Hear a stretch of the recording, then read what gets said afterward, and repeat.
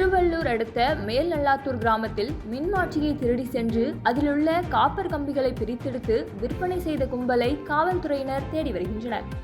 திருவள்ளூர் அடுத்த கடம்பத்தூர் ஒன்றியம் மேல்நல்லாத்தூர் கிராமத்தில் பொதுமக்கள் குறைந்த அழுத்த மின்சாரத்தால் அவதியடைந்து வந்த நிலையில் பொதுமக்கள் விடுத்த கோரிக்கையை தொடர்ந்து மணவாள நகர் மின்வாரிய அதிகாரிகள் இப்பகுதியில் புதிய மின்மாற்றி அமைக்கும் பணியில் ஈடுபட்டனர்.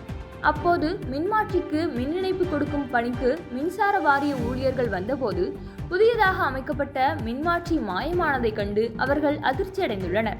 பின்னர் அப்பகுதியில் தேடிய போது சுமார் 1 கிலோமீட்டர் தொலைவிற்கு மின்மாற்றியை தூக்கி சென்று அதிலிருந்து ரூபாய் 4 லட்சம் மதிப்பிலான காப்பர் கம்பிகள் மற்றும் மின்சார பொருட்களை திருடிச் சென்றுள்ளனர். புகாரின் பேரில் திருவள்ளூர் தாலுகா போலீசார் வழக்கு பதிவு செய்து மர்ம நபர்களை தேடி வருகின்றனர்.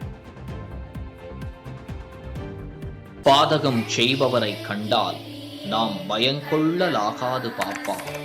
மோதி மிதித்து விடு பாப்பா, அவர் முகத்தில் உமிழ்ந்து விடு பாப்பா.